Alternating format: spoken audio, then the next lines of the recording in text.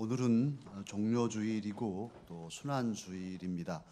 기쁨과 또 아픔이 함께 있는 주일이기도 하지요. 예수님께서 어린 나귀를 타시고 예루살렘에 입성하시려고 벳박의 언덕바지를 내려오실 때 많은 사람들은 종려나무 가지를 꺾어서 예수님 가시는 그 길, 예루살렘으로 들어가시는 길 앞에 깔아드리며 호산나 다윗의 자손으로 오시는 주님을 찬양하였습니다.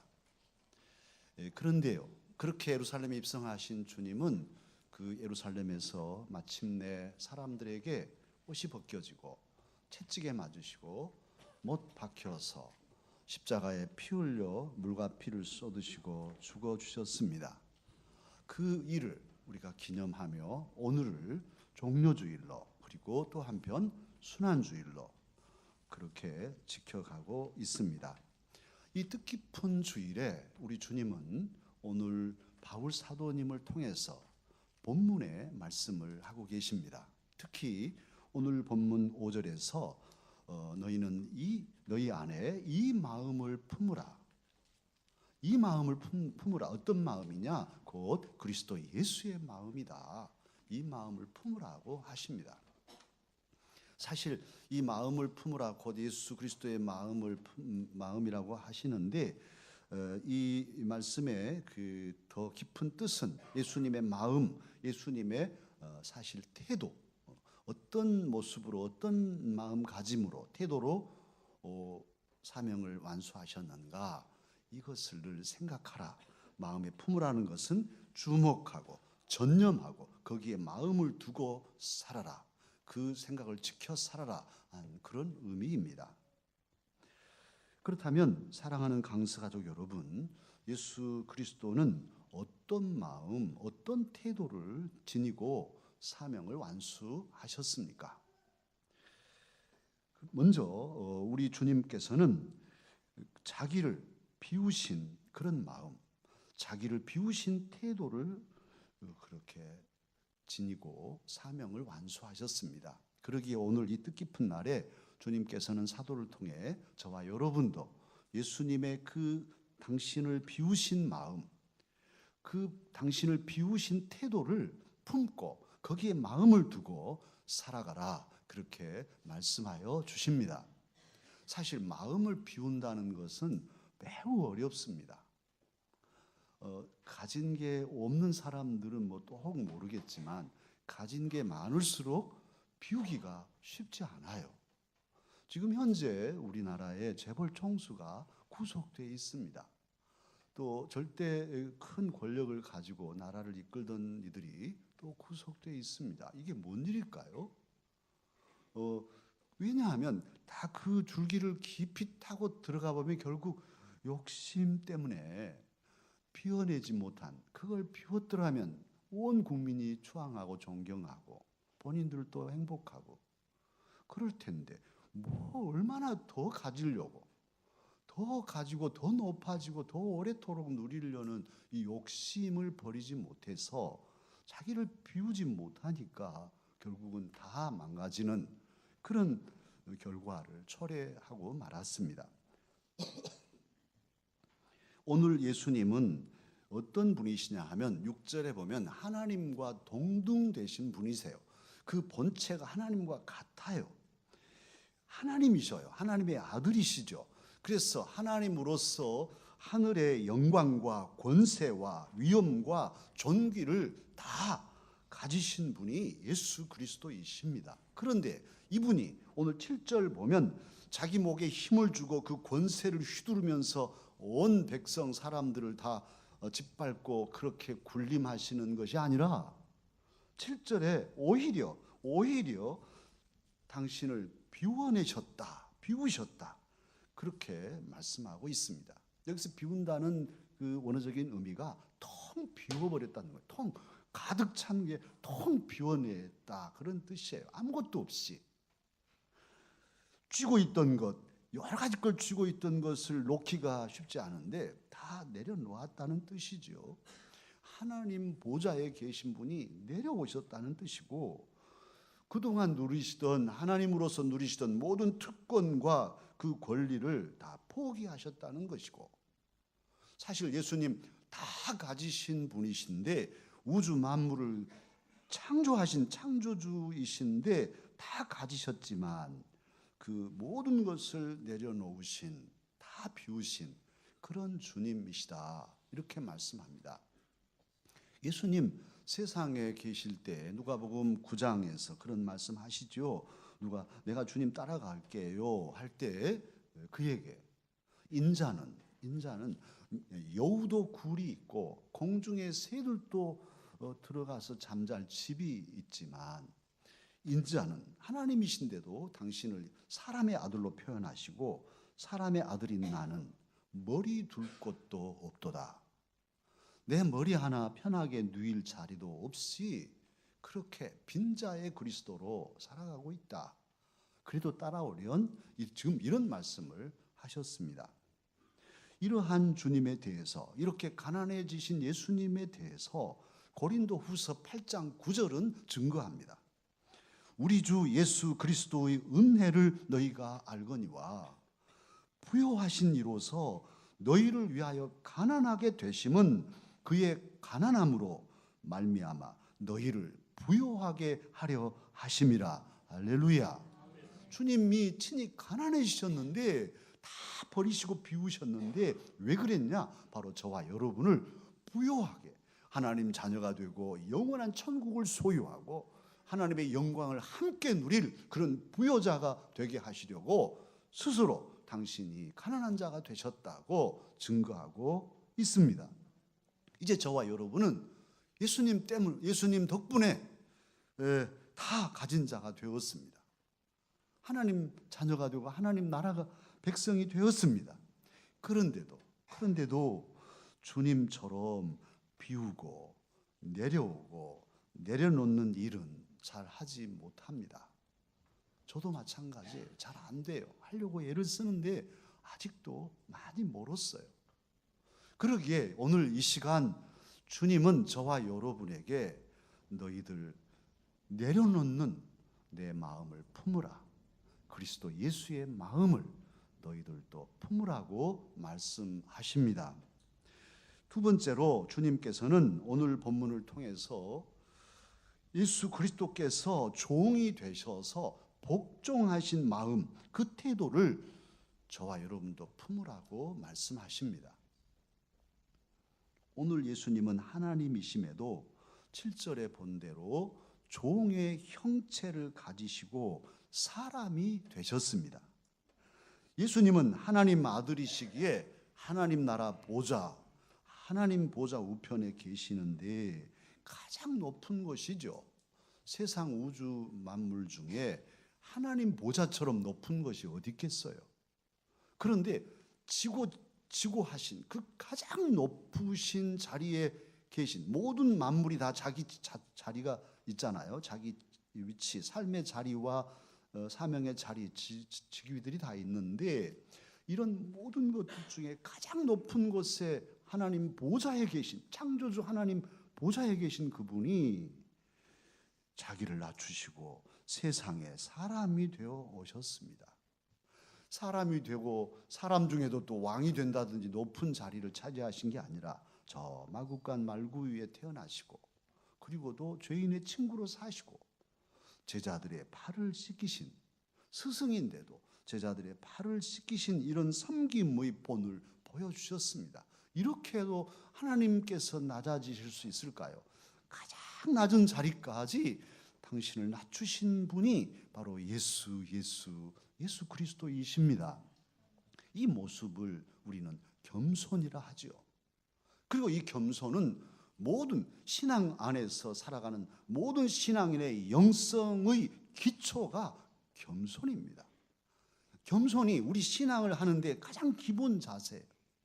만약 이 겸손의 기초가 전혀 이루어지지 않았다면 우리는 거푸집을 짓고 있는 것이죠. 겸손이 기초로 다져지지 않는 목사, 교회를 난장판을 만들 수 있죠.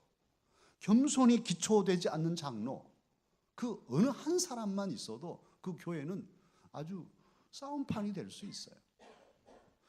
겸손이 기초되지 않는 권사, 그 한 사람만 있어도 교회가 시끄럽습니다. 여기저기 상처되고. 겸손은 모든 일꾼들이 갖춰야 할 영성의 가장 기본, 가장 기초, 근거, 그 삶의 그 밑바탕이 되는 것이 겸손입니다. 이것을 주님은 이루셔서 우리에게 보여주시고, 우리도 그렇게 자기를 낮추고 섬김의 삶을 살라고 하십니다. 주님은 죽기까지 복종하셨다고 오늘 본문은 말씀하고 있는데요, 그렇게 하라는 말씀이에요. 그런데 우리 사람들은 그렇지 못하지요. 사람의 모습들 보면 조금이라도 높아지려고 하고, 조금이라도 높은 자리를 차지하려고 예를 쓰는 그런 모습들입니다. 키를 생각하면요, 몇 센치를 크면 만족할까요? 크면 또 몇 센치나 끌까요? 한 뼘 넘을까요? 그래, 뭐 두 뼘인들 어때요? 조금 전에 또 임진경 집사님 키 하려고 커가지고 성경을 읽는데 저보다 더 크니까 또 박일권 집사님은 저보다 또 작을걸요? 아무튼 뭐 조금 작으면 몇 센치고 크면 몇 센치냐고요. 그런데 작으면 절망합니다. 죽어버리려고도 하고 모든 그 꿈을 포기해버리려고 해요. 조금 크면 또 내가 큰 사람이라 우쭐하기도 하고요. 키 가지고도 조금 더 높아지고 조금 더 낮아지는 게 이게 뭡니까? 저는 부교육자 때 중고등부를 8년 동안 이끌었습니다. 그런데 장로님 아들이 어른 예배 마치고는 싹 가버려요. 학생 예배는 안 드리고. 그런데 키가 너무너무 작아가지고 사람하고 섞이기 싫어서, 그래서 제가 만났어요. 크고 작은 게 문제가 아니다. 마음이 중요하다. 너는 작은 고인이 될 수 있다. 예배 드리고 당당하게 너 자신을 밝히고 나가라. 이렇게 격려하고 도왔어요. 그랬더니 열심히 공부해서 지금은 고등학교 영어 선생님이고 교회 장로님이고, 키가 작지만 당당하게 하나님의 영향력을 끼치며 살아가고 있습니다. 참으로 우리들의 모습이 주님을 닮으면 능히 높고 낮아짐을 비워내고 주님 견신할 수 있는데, 사람의 생각에, 사람의 감정에, 사람의 그 시선에 치우치니까 그러는 것이지요. 오늘 우리 주님 그런 점에서 낮아지고 참으로 헌신하고 섬기는 모습을 보여주셨습니다. 군대에서도 고참이 다 주인 노릇을 하잖아요. 주님이 고참은 하늘 같다고 막 외치게 하고, 그러고 쫄병이 오면 부려먹고. 그런데 그 쫄병이 그렇게 고생하다가 병장 딱 달면 자기가 주님이야. 또 쫄병 오면 내가 주님이라, 이렇게 이런 게 인간의 모습입니다. 심지어는 평생을 서로 사랑하고 행복하게 이것 내것 없이 살자고 부부가 됐는데도, 아니 신혼 초에 서로 누가 주님이야, 주도권 싸움을 합니다. 시간이 가서 나이가 들어도 저 연배 돼도 저도 잘 안 되려고 그래요. 누가 주님이지 우리 집에? 내가 주인이, 내가 더 높지 않아? 이런 강아지 새끼들도 누가 더 높은가 눈치 보고 말이죠. 이렇게 해서 주도권 싸움을 하면서 행복할 시간을 다 잃어버리는 경우들이 없지 않아요. 도토리 키재기인데요. 그러나 예수 그리스도께서는 하나님이시지만, 하나님의 아들이시지만 아버지 하나님 앞에서 당신을 낮추셔서 사람이 되시고 종이 되셨어요. 노예가 되시고 십자가에 달려 죽기까지 아버지 하나님께 복종하셨습니다. 할렐루야. 말씀 연구회 목사님 간증입니다. 그 교회, 어디 교회라고는 말씀 안 드리겠는데, 그 교회에 집사님 부부가 열심히 신앙생활을 잘 하는데 남편이 여직원 하나를 두고 자영업을 하시는 분이래요. 그런데 이 부인은 또 예수님을 잘 믿는 분인데, 이 부인은 모든 면에 아주 똑순이에요. 그래가지고 남편을 항상 도덕 선생님이야. 당신 왜 이래? 왜 밥은 그렇게 먹어? 누구에게 인사는 왜 그렇게 했어? 그러면 남편이 들을 때는 다 맞는 얘기래요. 그런데 맞는 얘기인데 기분은 매우 안 좋대요. 그래가지고 속이 상할 대로 상한대. 뭐라고 맞는 얘기니까 반박은 못하고 기분은 항상 나쁘고. 그래서 어디 가면 마누라가 이제 아내가 또 지적하니까 당신 왜 그때 그렇게 했어? 뭐 이렇게 하면 맞는 말이라서 괴로워가지고 회사에 가서 이제 그 괴로움을 여직원한테 얘기해서 난 정말 이렇게 괴롭다. 다 맞는 말인데도 기분이 안 좋다. 그러니까 아니 여직원은 말이죠. 당신 왜 그러시냐고 이게 아니라 아이고 사장님 얼마나 힘드십니까? 너무너무 힘드시겠어요. 다 받아주는 거예요. 얼마나 좋은지. 그래서 속을 다 터놓고 속이 통하다 보니까 나중에 정까지 통하게 됐어요. 우리 믿는 아내들은 지혜롭게 남편을 하셔야 돼요. 막 몰면 남자들은 어디 기댈 데가 없으면 엉뚱한 데 가서 기댈 수가 있어요. 그런 성향이 많습니다. 그러니까 이 아내는 열심히 남편을 바로 세우려고 했는데 그게 짐이 되고 괴로움이 돼가지고 이제 엉뚱한 데서 골마 터졌어요. 나중에 아내가 알았어요. 어떻게 했어요? 이 배신감. 내가 남편을 바르게 세우려고 교회 안에서도 반듯한 일꾼이 되게 하려고 그 예를 썼건만 바람을 피워? 용서할 수 없어. 그리고 하나님 앞에 와서 하나님 뭡니까? 내가 하나님 잘 믿어보려고 예를 쓰고 남편도 제대로 신앙 안에 세우려고 예를 썼는데 왜 나한테 이런 일이 일어났습니까? 이제는 나 도저히 저 남편 용서 못하겠고 갈라서겠습니다. 이렇게 기도하기 시작했어요. 울고불고 기도하는데요, 주님께서 음성을 들려주더래요. 그래, 네가 네 남편을 사랑할 때 너의 사랑으로 사랑했지 내 사랑으로 사랑한 적이 한 번이라도 있었더냐? 이 말씀이 들리더래요. 벼락 천둥 맞는 듯이 깜짝 놀랐대요. 그리고 자신을 보니까 여태 자기 기준으로 자기 생각으로 남편을 이렇게 사랑한다고 했지 주님의 사랑으로 그 낮아지고 섬기는 그 품어가는 사랑으로 섬겨 본 적이 없더래요. 그래서 엉엉 울고 주 앞에서 회개하고 돌아와서 다 따뜻한 물을 다 데폈대요. 그리고 이제 남편이 퇴근하기를 기다리는데 남편은 항상 죄 지은 사람처럼 아내 눈치 살살 보면서 이제 살짝이 들어오는데 여보 저 좀 봅시다. 이제 올 것이 왔구나 하고 이제 아내한테 오니까 세수대에 물을 다 따뜻한 물을 해놓고 내가 오늘 당신의 발을 씻겨 드리리라 하면서 남편의 발을 씻으면서 울면서 여보 용서해 주세요. 지금까지 당신과 살아오면서 주님의 사랑으로 사랑해 본 적이 없어요. 내 생각으로 내 기준으로 당신을 사랑한다고 하다가 당신에게 상처만 주었네요. 용서해 주세요 하고 우는 거예요. 아니 이 남편은 이렇게 나 발 씻어가지고 이제 끝장내려고 하는갑다 하다가 얼마나 놀랬겠어요. 미안하기도 하고 아프기도 하고. 그래서 두 사람이 거기서 끌어안고 그냥 엉엉 울면서 다 용서가 되었어요. 그래서 그 남편 어떻게 했어요? 아내를 다시금 사랑하고 회사에 가서 그 여직원에게 참으로 내가 아내하고 이렇게 다 용서받고 풀었으니 우리도 이제 관계를 정리하자고 정리하고 또 이 아내는 그 정리한 여직원 너무 고마워서 찾아가서 선물해가지고 남편과 헤어져줘서 고맙습니다. 감사. 진짜로 그렇게 새 삼각관계가 머리채 잡고 쥐어뜯고 이게 아니고 그렇게 잘 갈라져서 지금도 잘 살고 있다는 이야기입니다.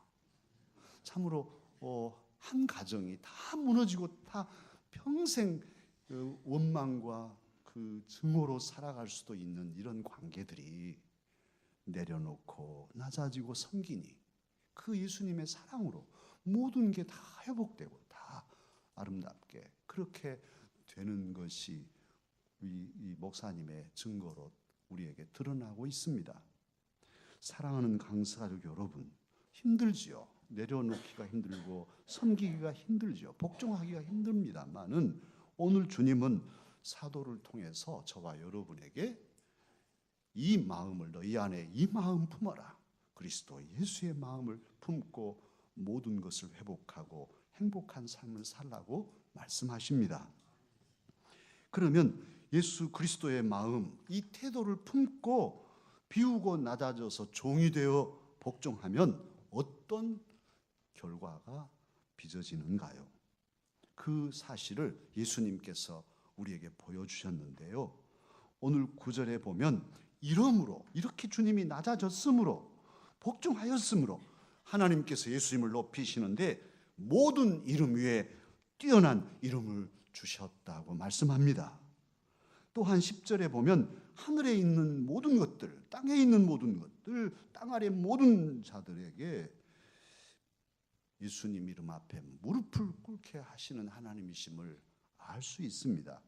참으로 주님을 존귀하게 섬기도록 하나님은 그 낮아진 아들 예수 그리스도를 높여 주셨습니다. 11절에 보면 모든 입으로 예수 그리스도를 주님, 나의 주인님이라고 시인하며 하나님 아버지께 영광을 돌리게 하셨습니다. 참으로 낮아지는 것, 겸손히 섬기는 것이 못난이 같지만은 사실 영적으로는 겸손은 우리를 존귀케 하는, 위엄 있게 하고 당당하게 하는 아름다운 덕목임을 우리는 잊지 않아야 하겠습니다. 이것이 하나님이 정하신 영적인 원리입니다. 하나님은 물리적인 원리를 가지고 자연 만물을 운행하시죠. 뿐만 아니라 우리 인생에 또 우리의 영적인 삶에 원리들이 있어요. 그 원리대로만 하면은 틀림없이 행복하고 복을 받을 수 있는데 바로 낮아지는 원리, 죽어지고 복종해서 높여지고 존귀케 되는 이 원리 역시도 하나님의 만고불변의 영적 법칙입니다. 예수님께서 종이 되셨기 때문에 예수님은 왕의 왕이 되셨고, 예수님께서 사람이 되시고, 그리고 십자가에 달려 죽으심으로 다시금 부활하셔서 승천하시고 하나님 보좌 우편에서 영원한 영광을 누리게 되셨습니다. 저와 여러분이 이 주님의 마음을 품고 비우고 낮아지고 종이 되어서 섬기면 하나님께서는 저와 여러분을 높이시고 존귀하게 하여 주실 것입니다. 저와 여러분이 죽기까지 주님께 복종하여 우리 주변에 사랑하는 이들을 섬기고 주님의 교회에서 또 직장에서도 섬기고 살면 못난이로 끝나는 것이 아니라 그 영적인 원리대로 살면 하나님께서는 우리를 붙드시고 참으로 모든 이름 위에 뛰어나신 이름 예수 그리스도 안에서 함께 하나님께 영광을 돌리며 영화로운 삶을 살게 하여 주실 것입니다. 주님 마음을 품고 겸손히 주님을 섬겨 복종하는 종들은 마침내 주님과 함께 하늘나라에서 영원히 하나님의 영광을 누리게 하여 주실 것입니다. 기도하겠습니다. 은혜로우신 주님 감사합니다. 저희들이